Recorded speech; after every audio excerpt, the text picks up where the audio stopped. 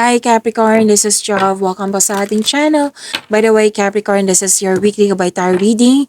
Yes, this is bonus reading nyo po ito. Second video reading nyo po ito. Tungkol sa inyong weekly Gabay Tarot reading from February 16 to 22, 2026. Gamitin ang reading na ito bilang gabay lamang. Tandaan, Capricorn, ito po ay general reading. Now, kung nanood kayo sa inyong first video reading at dito din sa inyong second video reading at may napansin kayo na repeating message, yan po yung pinupush ng course sa inyo na kailangan yung bigyan ng atensyon, solusyon at aksyon kung maaari po.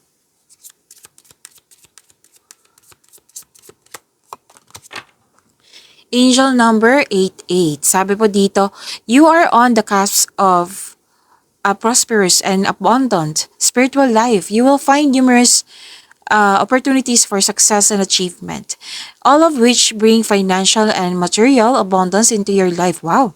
To attract more blessings, let us say the power affirmation, I am wealthy. Some of money, wealth, prosperity, ang ganda nito. Nang dahil sa mga tagumpay, yung positive outcome, tagumpay sa mga ginagawa nyo, dadagsa yung opportunities at magbibigay pa to ng success, more success to come. Angel number 88 para kay Capricorn.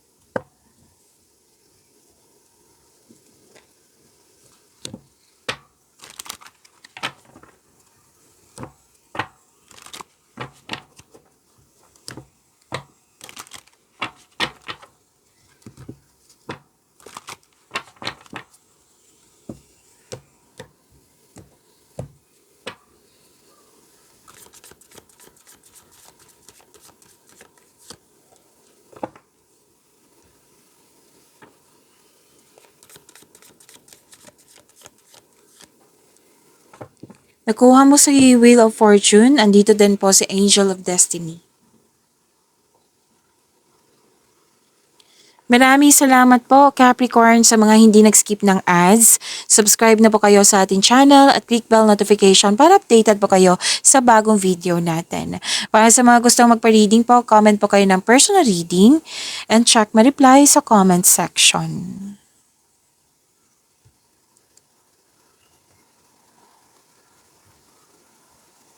This is energy. Energy mo po ito for this week.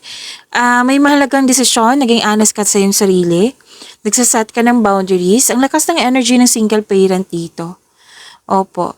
Nanindigan ka para sa iyong mga paniniwala, mag-focus ka sa logical at katwiran kaysa sa umasa sa iyong emotion.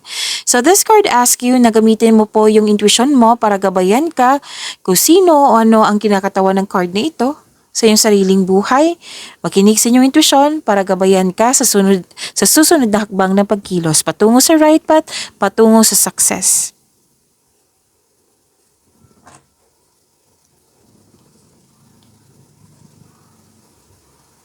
At humingi kayo ng tulong mula sa trustworthy kasamahan mo dyan or taong same kayo ng business industry kasi parang nag-gather ka ng factual information dito bago gumawa ng desisyon. Tsakin na makagawa ka ng diskarte sa inyong kaperahan at layunin.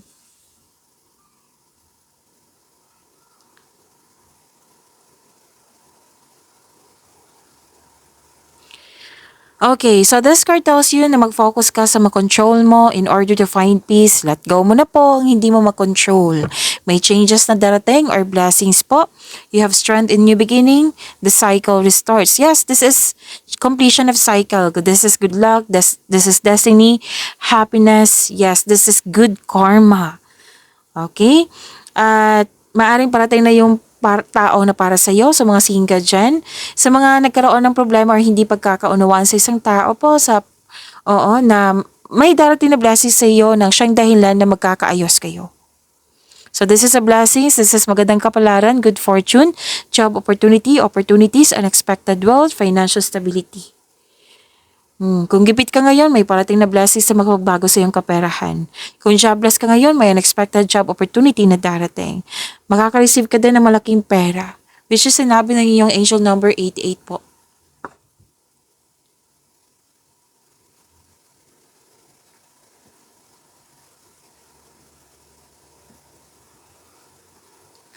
Okay, to attract more blessings, let us say the power affirmation, let us say, andito po sa Angel of Destiny. Nagtitiwala ako sa universe na iposisyon ako saan man ako kailangan.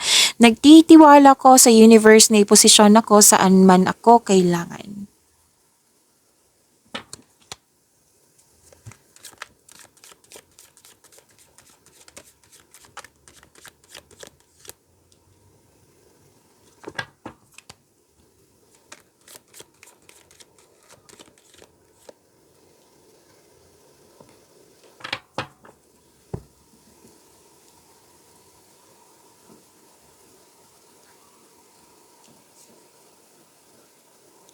This is about your career and money, Capricorn.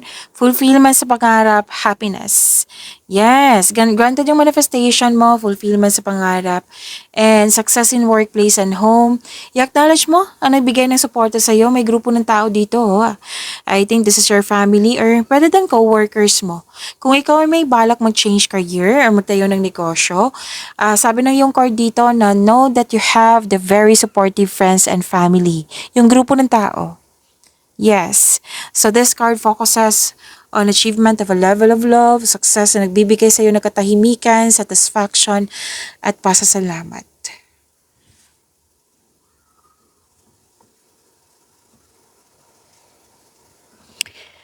Okay, isang bagong chance para sa paglago ng iyong buhay karera, kailangan lang po ng aksyon.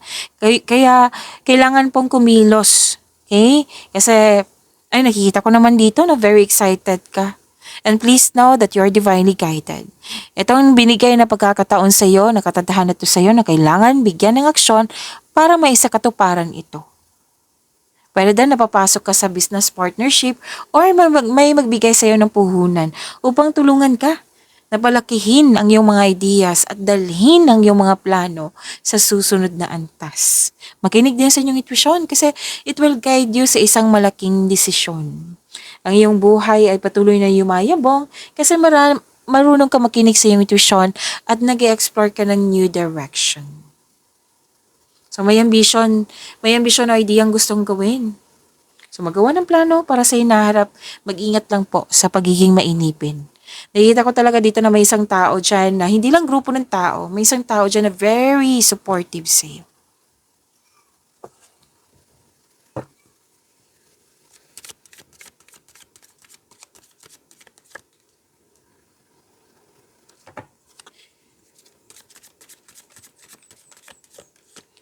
Capricorn, huwag niyong kalimutan na mag-subscribe sa channel natin at i-click yung bell notification para updated po kayo sa reading natin. At huwag niyong kalimutan na manood sa inyong first video reading kasi second video reading niyo po ito kung gusto niyo po, kung pwede po. Andito po pala si Angel of the Past sa inyong love life, self-love, partnership, and romance.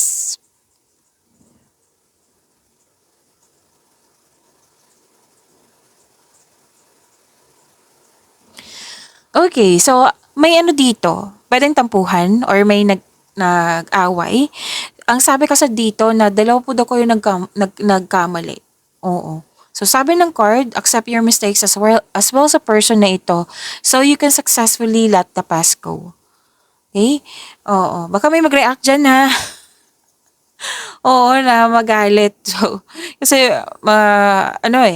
this is general reading, okay? Kung ayaw nyo, then, bigyan nyo po sa iba. Kasi general reading po ito, kung ayaw nyo. At, kasi sinabi ng card dito hindi naman pwede na, 'di ba, na kailangan ko sabihin kung ano yung sinasabi ng card nyo. Maaari din na magpagkita o may balak bumalik yung past love mo or dating malapit sa iyo na nagkaroon ka ng loss of connection para humingi ng tawad at mag-put ng closure sa iyo. So seek forgiveness in order to move forward. Kung nangyayari to kasi balak pa ito So seek forgiveness kung mangyayari na po. At sabi kasi dito na pwedeng ikaw din to na may balak na humingi ng tawad. Okay?